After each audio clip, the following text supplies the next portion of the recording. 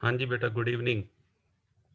आज की क्लास में बेटा हमने डिस्कस करना है perquisites taxable for all employees. इसके बेटा कुछ पॉइंट्स हम कर चुके हैं और इसी को बेटा आज हम आगे कंटिन्यू करते हैं। नेक्स्ट पॉइंट बेटा जो हमारा इसके अंदर है वो है transfer of shares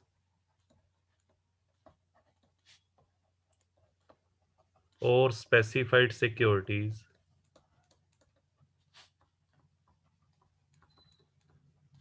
bye A company कह लीजिए या बेटा एम्प्लॉयर टू एम्प्लॉइज।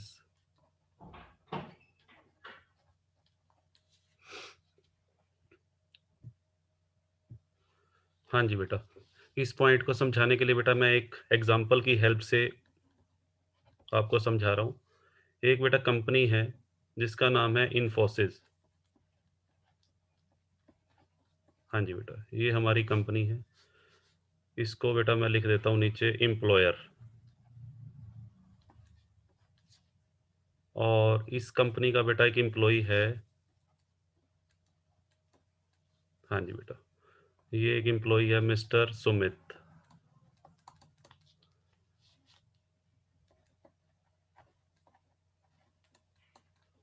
हाँ जी बेटा, अब ध्यान से सुनिएगा। मिस्टर सुमित बेटा जो इस कंपनी का एम्प्लॉय है, ये बेटा कंपनी में 20 ईयर्स से जॉब कर रहा है। पिछले 20 सालों से इस कंपनी में काम कर रहा है और ये कंपनी का एक लॉयल एम्प्लॉय है। लॉयल का मतलब बेटा क्या होता है? वफादार। इसने कंपनी को कभी भी चीट नहीं किया, हमेशा ऑनेस्ट होकर वर्क किया है कंपनी के लिए।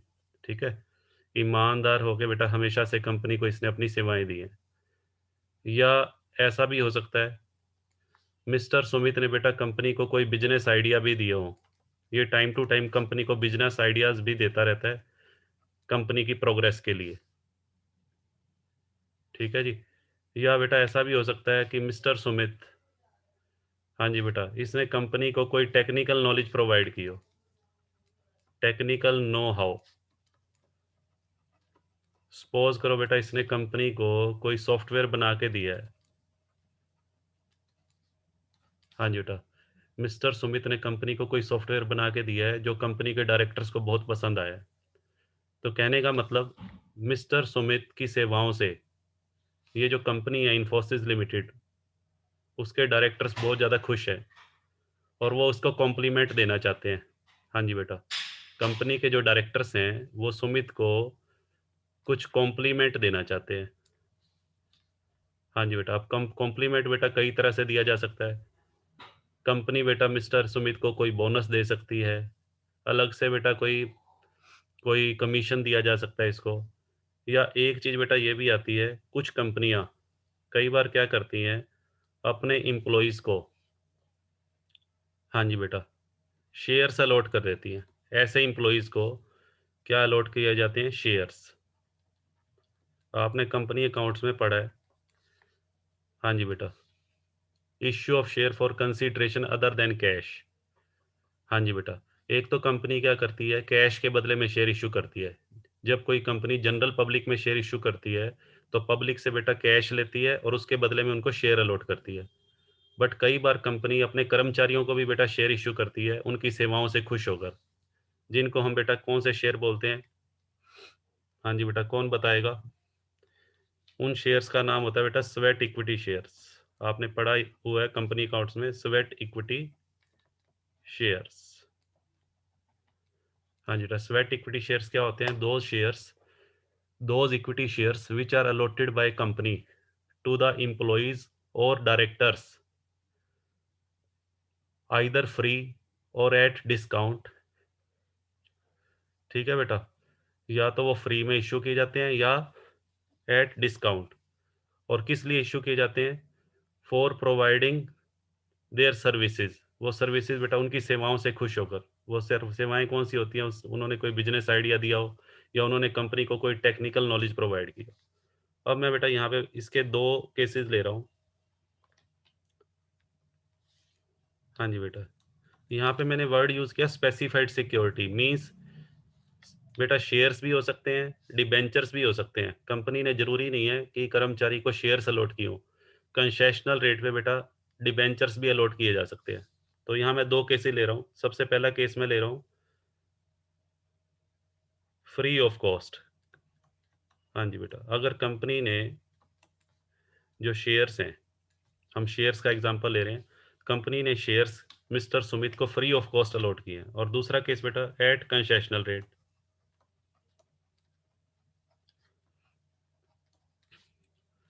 हाँ जी बेटा, देखिए सपोज़ करो, हाँ जी बेटा, मिस्टर सुमित को कंपनी ने 200 शेयर अलॉट किए हैं, 200 शेयर अलॉट किए हैं और at the rate of rupees 50, एक शेयर का जो मार्केट वैल्यू है वो 50 है।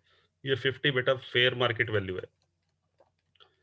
कंपनी ने सुमित से कुछ भी नहीं लिया और बिना किसी कैश के कंपनी ने उसको 200 शेयर अलॉट कर दिए जिनकी मार्केट वैल्यू 50 रुपीज़ है पर शेयर।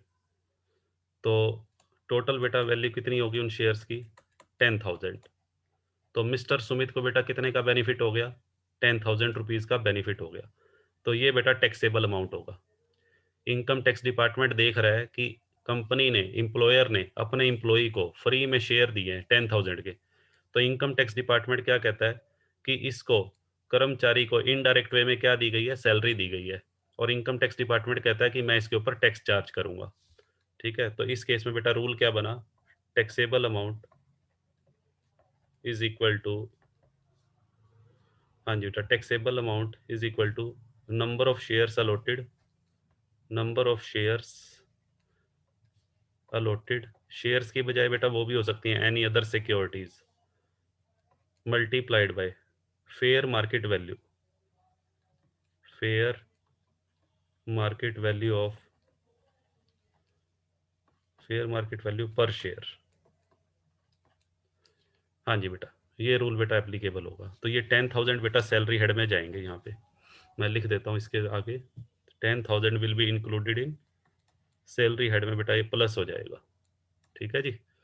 चलिए अब दूसरा केस लेते हैं। दूसरा केस बेटा क्या लिया? ऐसा भी हो सकता है कि कंपनी ने शेयर्स जो सुमित को अलॉट किए हैं वो कंसेशनल रेट पे अलॉट किए हों। कंसेशनल रेट का मतलब बेटा एट डिस्काउंट। हम पढ़ते हैं at par, at premium, at discount. Discount का मतलब बेटा क्या होता है? डिस्काउंट का मतलब होता है less than the market value, less than the fair market value. हाँ जी बेटा, सपोज कीजिए इन्फोसिस लिमिटेड के एक शेयर की फेयर मार्केट वैल्यू, हाँ जी बेटा, रुपीज़ 80 है। मैं जस्ट एज्यूम कर रहा हूँ, एग्जैक्ट मुझे नहीं मालूम इस टाइम क्या चल रही है, तो मैं जस्ट एज्यूम कर रहा हूँ कि फेयर मार्केट वैल्यू रुपीज़ 80 पर शेयर है। हाँ जी बेटा, और कंपनी ने क्या किया? कंपनी ने सुमित को ऑफर दे दिया कि यदि आप हमारी कंपनी के शेयर लेना चाहते हो तो हम आपके लिए, आपसे जो प्राइस चार्ज करेंगे, हाँ जी बेटा, वो चार्ज करेंगे रुपीज़ 30 पर शेयर। हाँ जी बेटा, फेयर मार्केट वैल्यू है रुपीज़ 80 और कंपनी सुमित से कितना चार्ज कर रही है? हाँ जी बेटा, चार्ज फ्रॉम एम्प्लॉई, यहाँ मैं लिख देता हूँ चार्ज फ्रॉम एम्प्लॉई। ठीक है जी। तो यहाँ पे बेटा मुझे एक बात बताओ, कंपनी के शेयर की मार्केट वैल्यू तो 80 रुपये है और एम्प्लॉई से 30 रुपये पर शेयर चार्ज किए जा रहे हैं। हाँ जी बेटा, तो कंपनी कितने रुपए का डिस्काउंट दे रही है? कर्मचारी को पर शेयर कितने का फायदा हो रहा है? कर्मचारी को पर शेयर 50 रुपये का फायदा हो रहा है। हाँ जी बेटा, 80 रुपये वाला शेयर और कर्मचारी को कितने में मिल गया? सुमित को कितने में मिल गया? 30 रुपये में। तो बेटा एक शेयर के ऊपर 50 रुपये का सुमित को क्या हो रहा है? बेनिफिट हो रहा है। और मान लीजिए सुमित ने, हाँ जी बेटा, सुमित ने कंपनी के, सपोज की करो बेटा, 100 शेयर ले लिए। सुमित ने कंपनी के 100 शेयर परचेज कर लिए। तो 100 शेयर पे उसको कितना फायदा हुआ? 100 शेयर पे बेटा उसको फायदा हो गया 50 रुपये के हिसाब से 5,000 रुपये का। अब इनकम टैक्स डिपार्टमेंट सुमित के इस फायदे को देख रहा है। इनकम टैक्स डिपार्टमेंट कह रहा है कि ये इनडायरेक्ट वे में सुमित को दी गई सैलरी है और इसके ऊपर मैं टैक्स लूंगा। तो इस केस में बेटा 5,000 रुपीज़ को सैलरी हेड में इंक्लूड किया जाएगा। हाँ जी बेटा, 5,000 रुपीज़ को बेटा मैं लिख रहा हूँ यहाँ पर, इसको सैलरी हेड में ऐड करना है। ठीक है जी। तो इस केस में रूल क्या बना, जैसे यहाँ पे हमने टैक्सेबल अमाउंट का रूल ये लिखा था, ये केस तो फर्स्ट केस था जब फ्री ऑफ शेयर अलॉट क्यों, फ्री ऑफ कॉस्ट। अब बेटा जो सेकंड केस लिया है एट कंसेशनल रेट, इसमें रूल क्या बनेगा, इसमें बेटा रूल ये बना, अगर मैं इसको एक फॉर्मूले की शेप दूं, taxable amount is equal to, हाँ जी बेटा, number of shares allotted, number of shares allotted, हाँ जी बेटा, मल्टीप्लाइड बाय बेटा क्या करेंगे, fair market value minus issue price. हाँ जी बेटा, माइनस इश्यू प्राइस। जैसे अभी जो हमने एग्जांपल लिया उसमें नंबर ऑफ शेयर सुमित को कितने अलॉट किए, सुमित को 100 शेयर अलॉट किए। फेयर मार्केट वैल्यू बेटा एक शेयर का है 80 रुपीज़। ठीक है जी। और इश्यू प्राइस, इश्यू कितने में किया बेटा, इश्यू किया है कंपनी को ने 30 रुपये में। 80 रुपीज़ वाला शेयर कंपनी ने सुमित को 30 रुपीज़ में ऑफर किया है और सुमित ने वो परचेज कर लिया।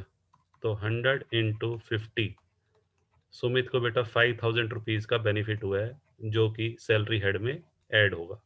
इनडायरेक्ट वे में ये कर्मचारी का वेतन है। ठीक है बेटा, चलो जी, आई थिंक ये पॉइंट सभी को क्लियर है। चलो बेटा आगे मूव करते हैं हम। हाँ जी बेटा, नेक्स्ट पॉइंट पे आइए।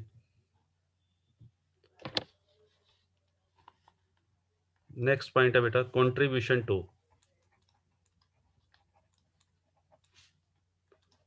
Approved superannuation fund.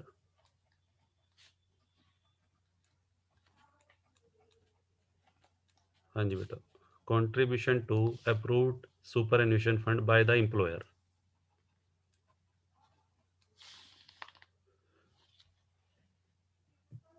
हाँ जी बेटा, देखिए ध्यान से, यहाँ पे बेटा मैंने एक वर्ड लिखा सुपर एन्युएशन फंड। सुपर एन्युएशन फंड बेटा इसका मीनिंग होता है रिटायरमेंट फंड।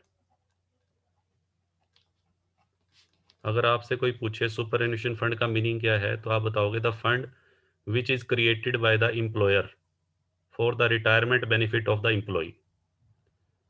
ठीक है बेटा, सुपर एन्युएशन फंड क्या होता है, the fund which is created by the employer for the retirement benefit of the employees. ठीक है। अच्छा, यहाँ पे मैंने एक वर्ड और लगाया, अप्रूव्ड। अप्रूव्ड का मतलब बेटा क्या है, अप्रूव्ड का मतलब the fund which is approved by,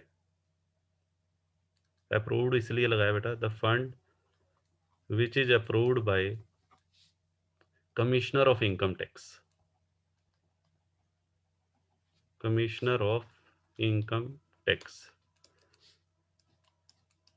हाँ जी बेटा, मैं जो आपको रूल बता रहा हूँ वो सुपर एन्युएशन फंड के नहीं बता रहा, मैं जो आपको रूल बताऊंगा वो बताऊंगा अप्रूव्ड सुपर एन्युएशन फंड का, यानी कि ऐसा रिटायरमेंट फंड जो किसने अप्रूव किया हुआ है, कमिश्नर ऑफ इनकम टैक्स ने अप्रूव किया हुआ है। कमिश्नर ऑफ इनकम टैक्स को बेटा शॉर्ट फॉर्म में हम CIT लिखते हैं। ठीक है, तो इसको एक एग्जांपल से समझते हैं। हाँ जी बेटा, फिर से मैं एक एग्जांपल लेता हूँ। हाँ जी बेटा, फिर से वही एक कंपनी ले लेते हैं, इन्फोसिस कंपनी। हाँ जी बेटा, इन्फोसिस लिमिटेड एक कंपनी है, और ये बेटा कौन है, मिस्टर सुमित। हाँ जी बेटा, कंपनी ने मिस्टर सुमित के लिए, यानी कि एम्प्लॉयर ने एम्प्लॉय के लिए कौन सा फंड बेटा क्रिएट किया हुआ है, approved superannuation fund create किया हुआ है। ठीक है जी, सुमित के लिए कौन सा फंड क्रिएट किया है, अप्रूव्ड सुपर एन्युएशन फंड। मान लीजिए प्रीवियस ईयर 1920 में, ये बेटा हमारा रेलिवेंट प्रीवियस ईयर है, प्रीवियस ईयर 2019-20 में कंपनी ने, इन्फोसिस लिमिटेड ने मिस्टर सुमित के लिए जो प्रोविडेंट फंड बनाया है, सॉरी प्रोविडेंट फंड नहीं, सुपर एन्युएशन फंड, प्रोविडेंट फंड की चर्चा हम आगे करेंगे अभी। हाँ जी बेटा, अप्रूव्ड सुपर एन्युएशन फंड जो बनाया है, हाँ जी बेटा, उसके अंदर मान लीजिए कंपनी ने प्रीवियस ईयर में 2 लाख रुपए कंट्रीब्यूट कर दिए।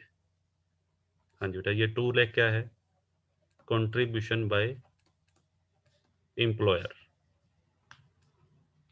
तो क्वेश्चन अराइज ये होता है कि ये जो पैसा एम्प्लॉयर ने एम्प्लॉई के provident fund superannuation fund account में जो कंट्रीब्यूट किया है, क्या इसके ऊपर इनकम टैक्स डिपार्टमेंट टैक्स लेगा?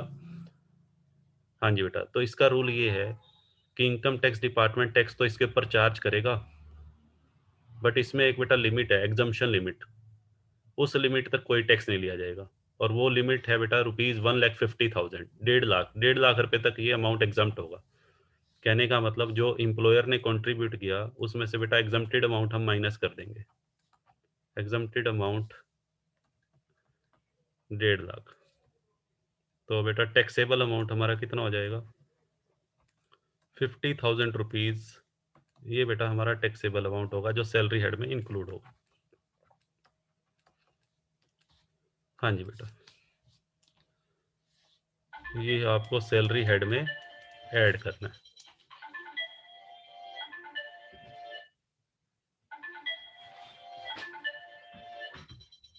एक मिनट बेटा।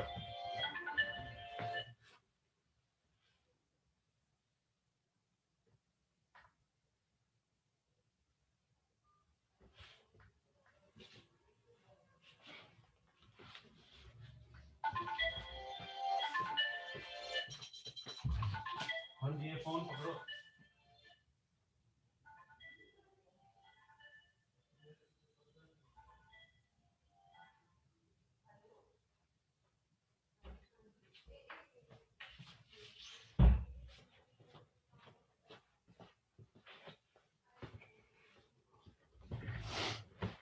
हाँ जी बेटा, एक कॉल आ गया था कोई। चलो जी, आगे बढ़ते हैं।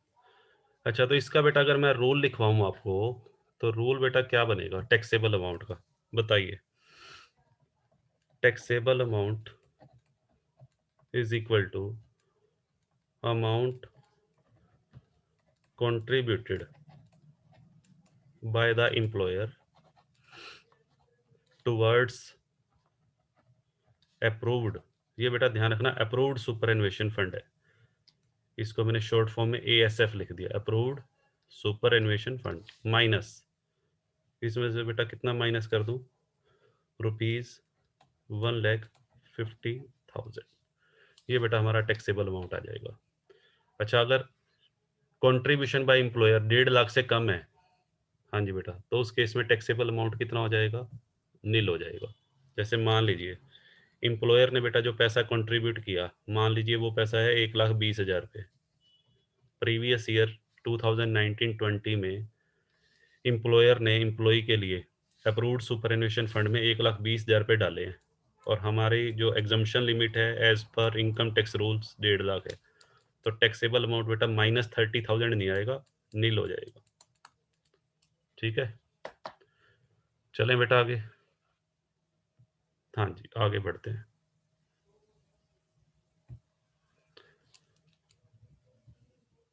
हाँ जी बेटा, नेक्स्ट पॉइंट पे आते हैं। नेक्स्ट पॉइंट है बेटा हमारा,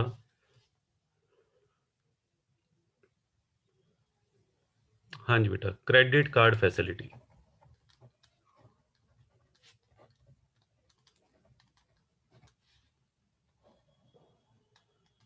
हाँ जी बेटा, ध्यान से समझिएगा, बिल्कुल सिंपल पॉइंट है।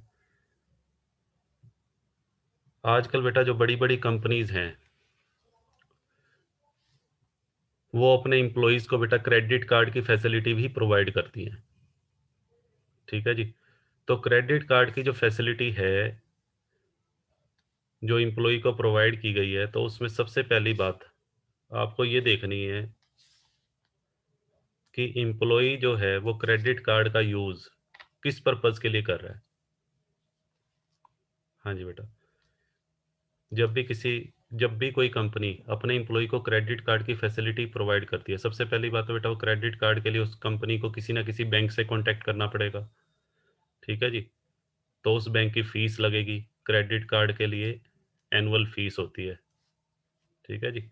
तो एनुअल फीस जो कंपनी पे करेगी, अब फीस तो कंपनी पे कर रही है, और उसका बेनिफिट कौन उठा रहा है बेटा? क्रेडिट कार्ड का बेनिफिट कौन ले रहा है? कर्मचारी ले रहा है। तो उस केस में, हाँ जी बेटा, आपको सबसे पहली चीज़ तो ये देखनी पड़ेगी कि क्रेडिट कार्ड का जो बेनिफिट है, वो जो कर्मचारी ले रहा है, वो किस पर्पज़ के लिए उसका यूज़ किया गया है। क्रेडिट कार्ड का यूज़ बेटा 2 पर्पज़ के लिए हो सकता है, ध्यान से सुनना। फर्स्ट, फॉर ऑफिशियल पर्पज़, हाँ जी बेटा, और दूसरा फॉर पर्सनल यूज़। हाँ जी बेटा, अगर क्रेडिट कार्ड का यूज़ ऑफिशियल पर्पज़ के लिए किया गया है, तो बेटा सिंपल सी बात है, कर्मचारी को कोई पर्सनल बेनिफिट तो हुआ नहीं, तो टैक्सेबल अमाउंट नील हो जाएगा। ठीक है जी, टैक्सेबल अमाउंट नील बेटा क्यों होगा? क्योंकि एम्प्लॉई को कोई पर्सनल बेनिफिट रिसीव नहीं हुआ। और दूसरा केस, अगर उस क्रेडिट कार्ड का यूज़ पर्सनल यूज़ के लिए, पर्सनल पर्पज़ के लिए किया गया है। सपोज़ करो क्रेडिट कार्ड का जो यूज़ है, उसने शॉपिंग के लिए किया है, अपनी वाइफ़ को एनिवर्सरी की शॉपिंग करवानी थी, तो उसने क्रेडिट कार्ड, कंपनी का जो क्रेडिट कार्ड था वो यूज़ कर लिया। तो उस केस में बेटा टैक्स लगेगा। Taxable amount is equal to amount spent for,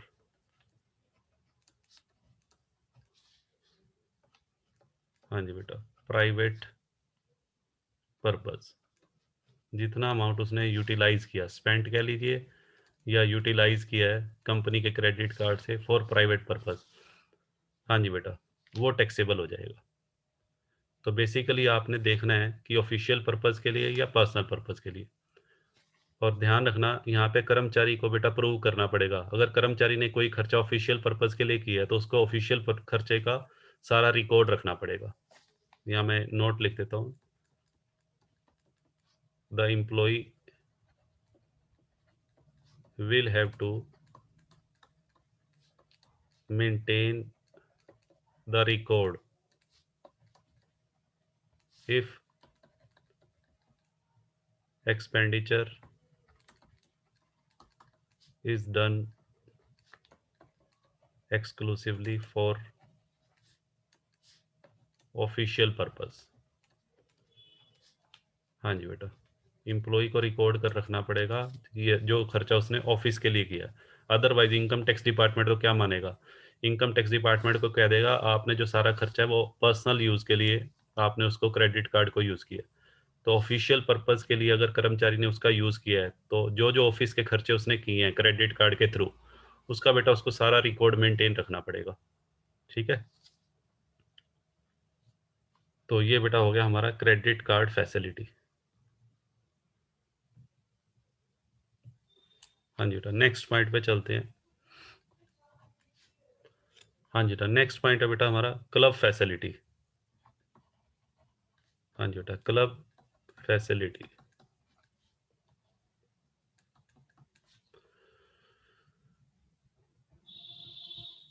हाँ जी बेटा, सुनिएगा ध्यान से। इसमें बेटा क्या है, हाँ जी बेटा,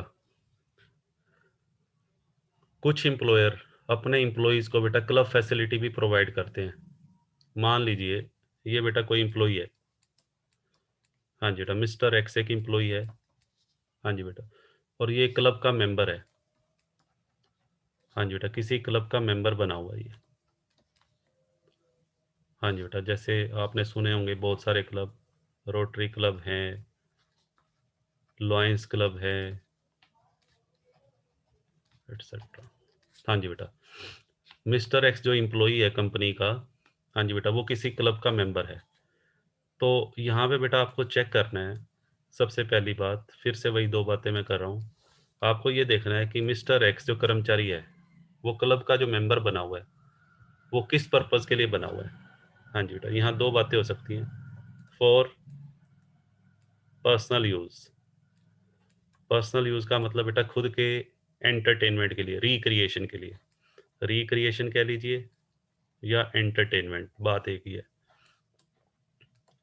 मिस्टर एक्स जो एम्प्लॉई है बेटा, उसको क्लब्स में जाना पसंद है, क्लब्स में पार्टियाँ होती हैं, डिनर पार्टियाँ होती हैं, डांस पार्टीज़ होती हैं, वो इन सब चीज़ों को लाइक करता है। यानी कि मिस्टर एक्स अपने मनोरंजन के लिए, अपने रिक्रिएशन के लिए उस क्लब का मेंबर बना हुआ है। सपोज़ करो उसने कोई क्लब जॉइन किया हुआ है, कोई भी बेटा, मैंने लॉयंस क्लब का चलो एग्ज़ाम्पल ले लेते हैं। ठीक है, ये जो क्लब होते हैं ये सोशल एक्टिविटीज़ भी करते हैं, और बेटा सोशल एक्टिविटीज़ के लिए जो इनको फंड्स कलेक्ट करने होते हैं, उन फंड्स के लिए ये कहीं न कोई रिक्रिएशनल प्रोग्राम्स या एंटरटेनमेंट प्रोग्राम्स भी ऑर्गेनाइज़ करते रहते हैं टाइम टू टाइम। तो मिस्टर एक्स बेटा इस क्लब का मेंबर है, ठीक है जी? और सपोज़ करो इस क्लब की जो एनुअल फ़ी है, हाँ जी बेटा, इस क्लब की जो एनुअल फ़ीस है रुपीज़ 25,000 है, ठीक है? जो कि मिस्टर एक्स को पे करनी चाहिए, क्योंकि मिस्टर एक्स अपने पर्सनल बेनिफिट के लिए, अपने एंटरटेनमेंट के लिए इस क्लब का मेंबर बना है। और मान लीजिए बेटा ये पैसा कौन पे कर रहा है? 25,000 annual fees paid by employer.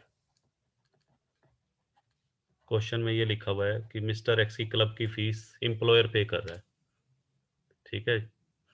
तो उस केस में ये जो पैसा एम्प्लॉयर ने पे किया है, इनकम टैक्स डिपार्टमेंट बेटा ये सब देख रहा है, ये क्या हो रहा है?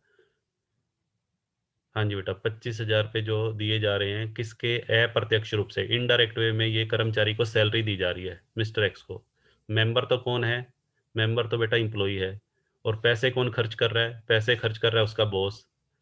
तो इनकम टैक्स डिपार्टमेंट कहता है ये तो कर्मचारी को अप्रत्यक्ष रूप से क्या दी जा रही है? सैलरी दी जा रही है, तो वो इसके ऊपर बेटा क्या चार्ज करेगा? टैक्स चार्ज करेगा, ठीक है?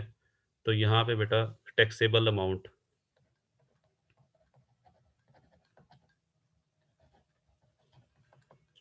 टैक्सेबल अमाउंट बेटा क्या बनेगा? उसका रूल ये बनेगा, अमाउंट पेड बाय एम्प्लॉयर। और बेटा एक चीज़ ध्यान रखनी है, यदि कर्मचारी से कुछ चार्ज किया गया है तो वो बेटा माइनस हो जाएगा, minus amount charge from employ. जैसे मान लीजिए 25,000 रुपये बेटा एम्प्लॉयर ने चुकाए, क्लब की जो फीस थी 25,000 एक बार तो एम्प्लॉयर ने पे कर दी, और बाद में कर्मचारी से बेटा 10,000 रुपये ले भी लिए, तो कर्मचारी को नेट फायदा कितने का हुआ?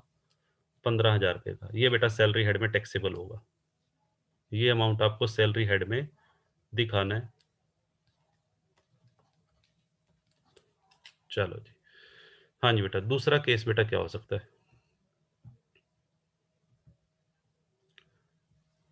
दूसरा केस बेटा ये है कि जो क्लब फैसिलिटी है, वो कर्मचारी जो क्लब का मेंबर बना हुआ है वो फॉर ऑफिशियल पर्पस।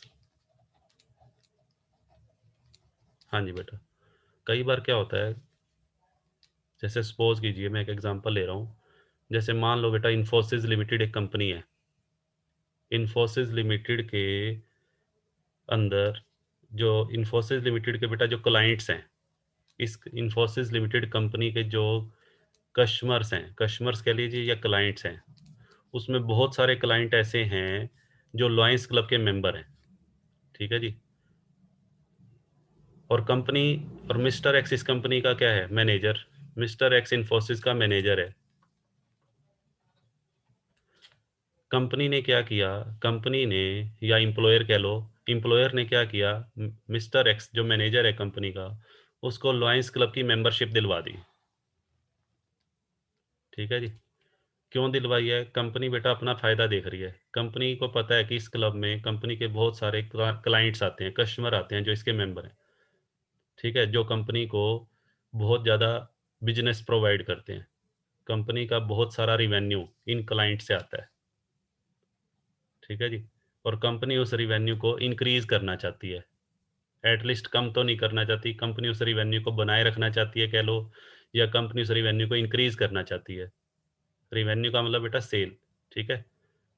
तो कंपनी ने क्या किया? अपने एक कर्मचारी जो कंपनी का मैनेजर है, मिस्टर एक्स को इस क्लब का मेंबर बना दिया, ताकि इस क्लब की जब भी मीटिंग्स होंगी, चाहे वो डिनर मीटिंग्स हों, चाहे डांस मीटिंग्स हों, चाहे एनुअल मीटिंग्स हों, किसी भी तरह की जो मीटिंग्स होगी, चाहे इन क्लब्स के फंक्शन भी होते हैं, Deepavali function, new year function, तो जब इन क्लब्स के जो फंक्शन होंगे, तो उसमें जो मैनेजर कंपनी का जब जाएगा, तो वो कंपनी के क्लाइंट से बेटा टाइम टू टाइम क्या करता रहेगा? मिलता रहेगा।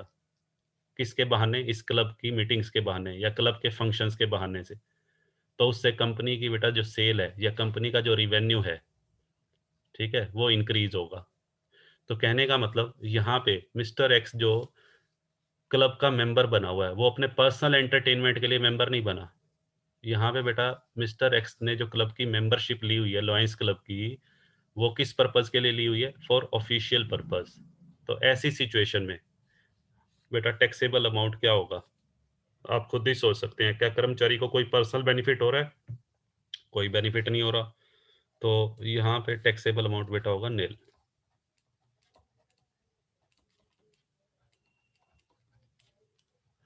ठीक है बेटा, क्लियर है? एक दो पॉइंट बेटा और बता देता हूँ आपको इसमें।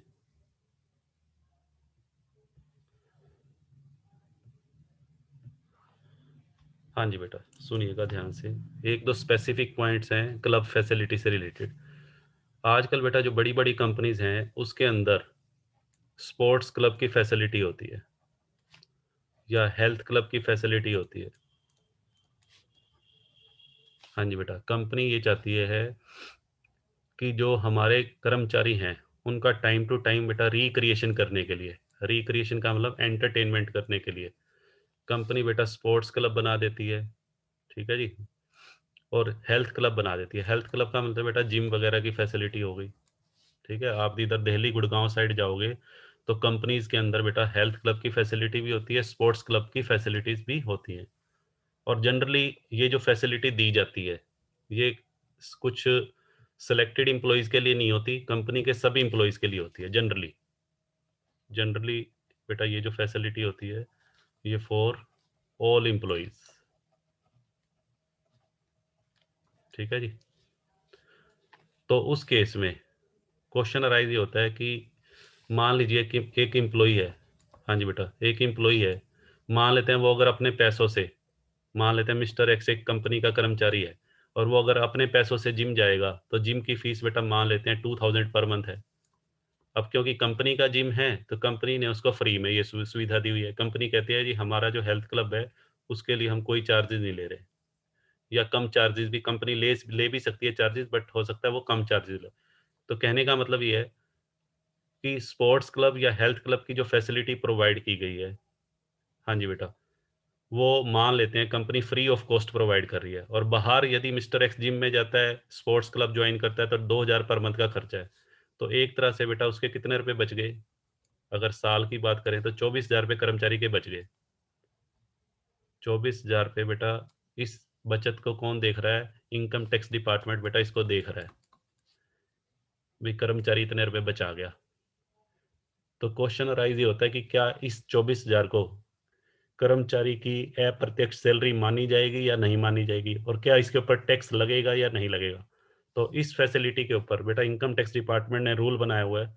यदि स्पोर्ट्स क्लब की फैसिलिटी या हेल्थ क्लब की फैसिलिटी एम्प्लॉइज को दी जाती है और सभी कर्मचारियों के लिए है ये, सभी कर्मचारियों को ये सुविधा समान रूप से दी गई है यूनिफॉर्मली, तो उस केस में टैक्सेबल अमाउंट बेटा नील होगा, कोई टैक्स नहीं लगेगा।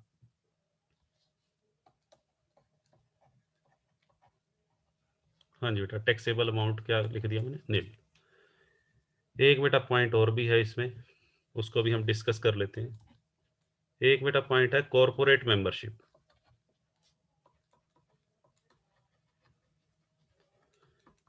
कॉर्पोरेट मेंबरशिप बेटा क्या होती है? हाँ जी बेटा, ध्यान से सुनिएगा, इसको भी मैं एक एग्जांपल की हेल्प से समझा रहा हूँ आपको। मान लेते हैं बेटा एक कंपनी है। हाँ जी, फिर से मैं कंपनी का एग्जांपल ले रहा हूँ, इन्फोसिस। लो जी। हाँ जी बेटा, इन्फोसिस लिमिटेड एक कंपनी है और इस कंपनी ने, इस कंपनी के जो डायरेक्टर्स हैं या इस कंपनी ने बेटा एक पैकेज लिया हुआ है महिंद्रा हॉलीडेज का।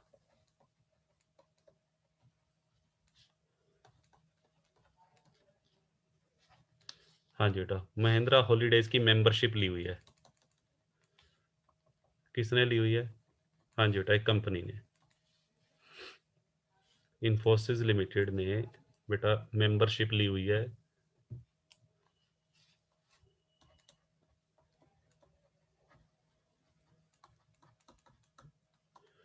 ठीक है बेटा, महिंद्रा लिमिटेड हॉलीडेज जो है उसकी बेटा कंपनी के डायरेक्टर्स ने, इन्फोसिस लिमिटेड के जो डायरेक्टर्स हैं उन्होंने मेंबरशिप ली हुई है। ठीक है, ध्यान से सुनते जाना। और मान लीजिए ये कोई एम्प्लॉई है। हाँ जी बेटा, ये एक एम्प्लॉई है मिस्टर सुमित। ठीक है जी। ये जो मेंबरशिप है ये कंपनी ने बेटा 10 लाख रुपए खर्च करके ली है। ये कंपनी की मेंबरशिप फीस है, 10,000 मेंबरशिप फीस। हाँ जी बेटा, महिंद्रा हॉलीडेज वालों ने क्या पैकेज दिया हुआ है भाई, 10 लाख रुपए आप हमें दो। इन्फोसिस लिमिटेड के साथ क्या एग्रीमेंट हुआ है उनको भाई, इन्फोसिस लिमिटेड ने 10 लाख रुपए महिंद्रा हॉलीडेज को दे रखे हैं और उसके बदले में महिंद्रा हॉलीडेज ने ये फैसिलिटी दी हुई है कि कंपनी का कोई भी एम्प्लॉई महिंद्रा हॉलीडेज के जो रेस्ट हाउस हैं या गेस्ट हाउस हैं वहां जाकर स्टे कर सकता है और अपनी हॉलीडे सेलिब्रेट कर सकता है। ठीक है जी, उसके लिए इन्फोसिस लिमिटेड ने महिंद्रा हॉलीडेज को 10 लाख रुपए चुकाए हैं। अब सुनिए, मिस्टर सुमित जो कंपनी का एम्प्लॉई है, कौन सी कंपनी का? इन्फोसिस का। हाँ जी बेटा, इन्फोसिस का कर्मचारी है ये। और मान लीजिए बेटा ये कहीं घूमने के लिए जाना चाहता है। हाँ जी बेटा, ये अपनी फैमिली टूर पे जाना चाहता है, फैमिली के साथ हॉलीडेज ट्रिप पे जाना चाहता है। ठीक है जी, तो इसने क्या किया, इसने अपनी कंपनी से रिक्वेस्ट की भी महिंद्रा हॉलीडेज का जो कार्ड है या महिंद्रा हॉलीडेज की जो मेंबरशिप है उसका बेनिफिट मुझे भी दिया जाए। ठीक है जी, और कंपनी ने कंपनी ने मिस्टर सुमित की रिक्वेस्ट एक्सेप्ट कर ली और इसको महिंद्रा हॉलीडेज का जो पैकेज था उसका बेनिफिट दे दिया, जिसकी वजह से, हाँ जी बेटा ध्यान से सुनना, जिसकी वजह से मिस्टर सुमित के 50,000 रुपये बच गए। हाँ जी बेटा, अगर मिस्टर सुमित अपने पैसों से महिंद्रा हॉलीडेज के होटल में बुकिंग करवाता तो 50,000 रुपये लग जाते, बट क्योंकि कंपनी ने मेंबरशिप ली हुई है, इस मेंबरशिप को बेटा बोलते हैं कॉरपोरेट मेंबरशिप। ठीक है जी, कंपनी ने महिंद्रा हॉलीडेज की कॉरपोरेट मेंबरशिप ली हुई है, जिसकी वजह से मिस्टर सुमित को उसका फायदा हो गया और मिस्टर सुमित के 50,000 रुपये बेटा बच गए। वो अपनी फैमिली के साथ घूम आया, अगर, और उसका 50,000 रुपये बेटा सेव हुआ है।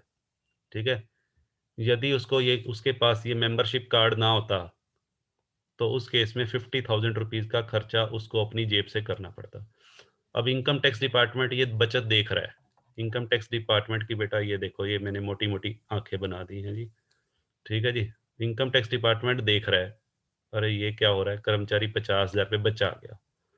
अच्छा ये बताओ, ये जो बचत हुई है 50,000 रुपीज कर्मचारी की, ये किसकी वजह से हुई है?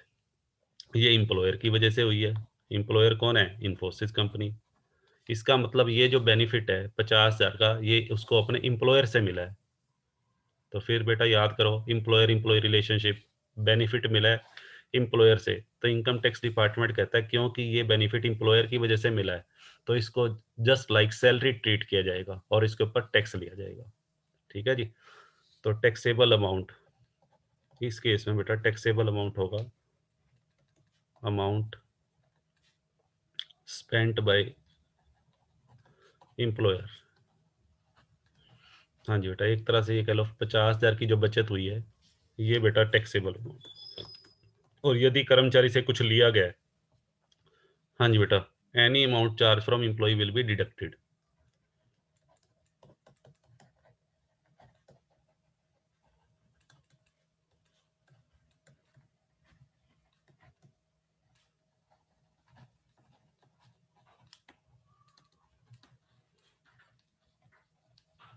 मान लेते हैं बेटा कर्मचारी से इस सुविधा के बदले में कंपनी ने उससे 20,000 रुपये लिए भी हैं, तो टैक्स बेटा फिर 50,000 पे नहीं लगेगा, फिर लगेगा 30,000 पे। ठीक है जी, हाँ बट ये जो ध्यान रखना, ये जो इनिशियल फीस है मेंबरशिप फीस, ये कर्मचारी का बेनिफिट नहीं माना जाएगा। मेंबरशिप फीस को लेने पे कंपनी ने जो खर्चा किया है that is not a taxable perquisite. हाँ जी बेटा, यहाँ मैं लिख देता हूँ, ये जो अमाउंट है 10 लाख रुपए, ये टैक्सेबल परक्यूजिट में नहीं आएगा, नॉट ए टैक्सेबल परक्यूजिट। ठीक है जी, परक्यूजिट सिर्फ वो मानी जाएगी जितने की उसको बचत हुई है, बेनिफिट हुआ है 50,000 का। ठीक है हाँ जी बेटा, क्लियर है? चलो जी आगे बढ़ते हैं।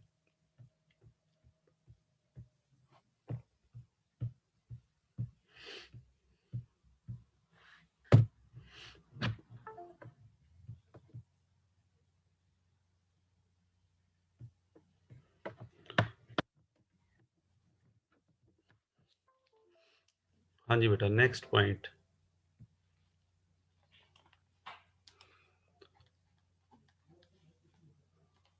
हाँ जी बेटा, नेक्स्ट पॉइंट है बेटा एक्सपेंडिचर ऑन ऑफिशियल टूर।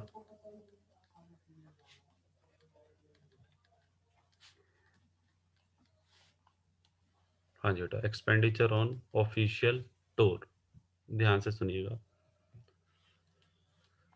हाँ जी बेटा, मान लीजिए एक कंपनी है, इसको बेटा एग्जांपल की हेल्प से ले रहे हैं फिर से। इन्फोसिस लिमिटेड एक कंपनी है। हाँ जी बेटा, ये कंपनी का एम्प्लॉय है कौन? मिस्टर सुमित। ठीक है जी, आज हमने सुमित को ही पकड़ लिया। हाँ जी बेटा, इन्फोसिस लिमिटेड का एम्प्लॉय है सुमित। इन्फोसिस लिमिटेड कौन है बेटा? फिर से मैं लिख देता हूँ, एम्प्लॉयर है ये। और मिस्टर सुमित कौन है? एम्प्लॉय।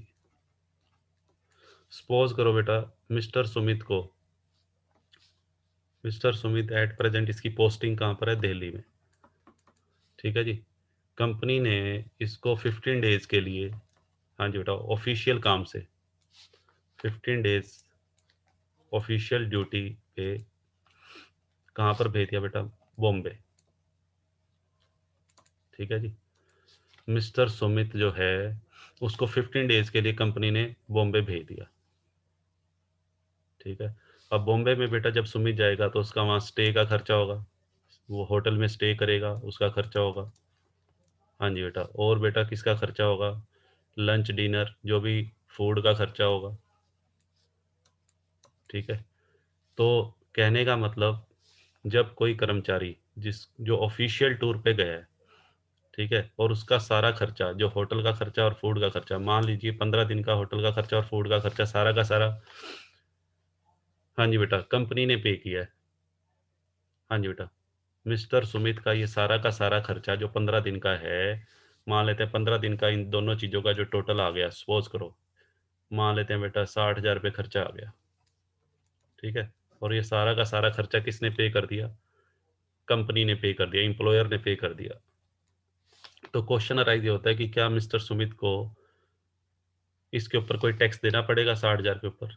तो इस केस में बेटा टैक्सेबल अमाउंट होगा नील, क्योंकि यहाँ पे जो सुमित है वो ऑफिशियल टूर पे गया है। ठीक है जी।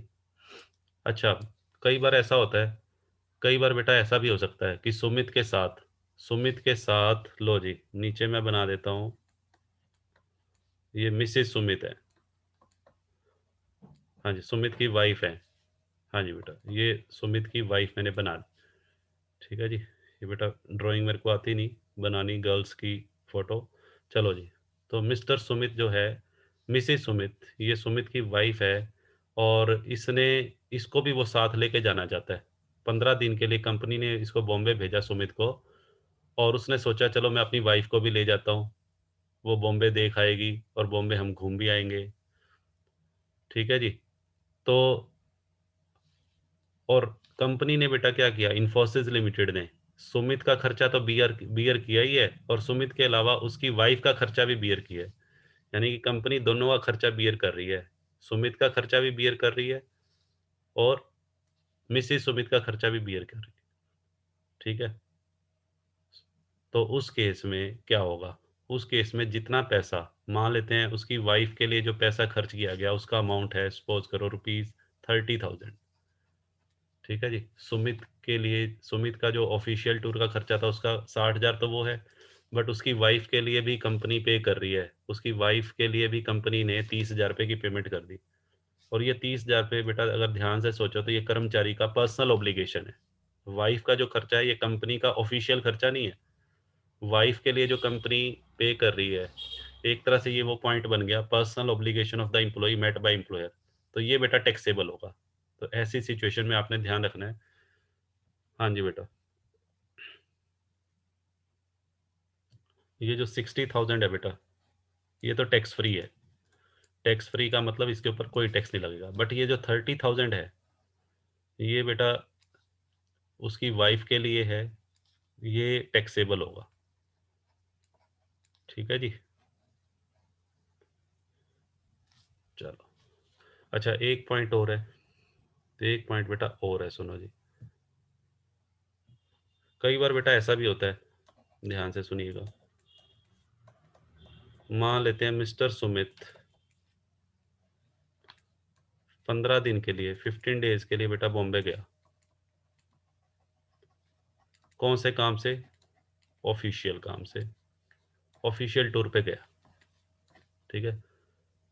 और इन 15 दिनों का जो खर्चा हुआ सुमित का, हाँ जी बेटा, इन 15 दिनों का जो खर्चा हुआ है वो बेटा 60,000 रुपये हो गया। इसके ऊपर तो कोई टैक्स नहीं है, अभी मैंने चर्चा की ऊपर टैक्स फ्री है। जब 15 दिन जब पूरे हो गए, कंप्लीट हो गए, और सुमित वापस अपने हेड ऑफिस दिल्ली जाने लगा, तो उसके बॉस ने उसको फ़ोन किया, कंपनी ने उसको फ़ोन किया, सुमित आपने बहुत अच्छे से काम किया बॉम्बे में, हमें रिपोर्ट मिल गई है, अब हम आपको 5 दिन और दे रहे हैं, 5 डेज आपको दे रहे हैं, वहाँ पे इंजॉय करो। यानी कि इसका मतलब 15 दिन तो उसने क्या किया सुमित ने, ऑफिशियल ड्यूटी। अब कंपनी ने उसको 5 डेज बेटा और दे दिए। 5 डेज किस पर्पज़ के लिए दिए? इंजॉय करने के लिए। और कंपनी कहती है कि ये 5 दिन का खर्चा भी मैं ही बियर करूंगी। एम्प्लॉयर कहता है कि ये 5 दिन का खर्चा भी मैं ही उठाऊंगा। ठीक है जी। सपोज करो इन 5 दिनों का खर्चा, हाँ जी बेटा, इन 5 दिनों का जो खर्चा हो गया, मान लेते हैं मोटा मोटा 25,000 रुपये हो गया। ठीक है। और ये सारा खर्चा किसने पे कर दिया? इन्फोसिस कंपनी ने, एम्प्लॉयर ने। इसको बेटा क्या बोलते हैं? इसको बोलते हैं expenditure on official tour extended as vacation. Extended as vacation, हाँ जी बेटा, expenditure on official tour extended as vacation.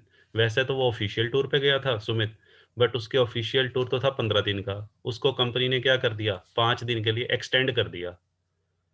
और एक्सटेंड करके उसको वकेशन, वकेशन का मतलब बेटा क्या होता है? हॉलीडेज, हॉलीडेज में कन्वर्ट कर दिया। तो 25,000 रुपये का जो खर्चा कंपनी ने बेटा बियर किया है, ये that will be fully taxable. ये फुली टैक्सेबल होगा। ठीक है जी। तो ओवरऑल क्या क्या बातें ध्यान रखनी है? तो एक तो official tour extended as vacation, उसका खर्चा जो कंपनी ने बियर किया है वो टैक्सेबल होगा। ठीक है। और फिर वही बात, यदि कर्मचारी से कुछ लिया गया है तो वो बेटा माइनस हो जाएगा। ये बात तो सभी प्रक्यूजिट्स के अंदर एप्लीकेबल होगी। Any amount charge from employ will be deducted. और एक बेटा ये ध्यान रखना है, किसी भी फैमिली मेंबर को अगर वो साथ लेके जाता है, एक्सपेंडिचर ऑफ फैमिली मेंबर, दो बेटा कंक्लूजन निकले हैं यहाँ पे। हाँ जी बेटा, यहाँ पे अगर मैं इस पूरे पॉइंट को कंक्लूड करूँ तो कौन कौन सी बातें निकल कर आ रही हैं? सबसे पहले उसका खुद का खर्चा, सेल्फ जो उसका खर्चा होगा वो तो एग्जाम्प्ट है, उसके ऊपर कोई टैक्स नहीं लगेगा, नील। सेल्फ का मतलब जब तक उसने ऑफिस का काम किया। दूसरा, अगर वो अपने फैमिली मेंबर को साथ लेके जाता है, फैमिली मेंबर का खर्चा भी एम्प्लॉयर ने उठाया है, तो वो बेटा टैक्सेबल होगा। और तीसरा, यदि ऑफिशियल टूर को एक्सटेंड करके, एक्सटेंड करके बेटा किस में कन्वर्ट कर दे? वकेशन में। ऑफिशियल टूर था पहले और ऑफिशियल टूर से वो क्या कन्वर्ट हो गया? वकेशन, एक्सटेंड कर दिया। तो वकेशन का जो खर्चा है, चाहे उसका है चाहे वाइफ का है, वो टैक्सेबल होगा। ठीक है। ये दोनों का टैक्सेबल होगा। मान लो उसकी वाइफ भी साथ में है, तो कर्मचारी का, सुमित का भी टैक्सेबल होगा, और कर्मचारी की वाइफ का तो बेटा सारा ही होगा, शुरू से लेके पहले 15 दिन का भी, और जो 5 दिन एक्सटेंड हुए हैं 20 दिनों का टैक्सेबल होगा। और अगर कर्मचारी का सिर्फ 5 दिन का टैक्सेबल होगा, कर्मचारी का जो पहले 15 दिन तो उसने ऑफिस का काम किया है, that will be fully exempted. ठीक है जी। बताओ बेटा। ठीक है। तो आज की क्लास को बेटा यहीं ओवर करते हैं। नेक्स्ट क्लास बेटा कल सेम टाइम पे। थैंक यू जी। Bye bye.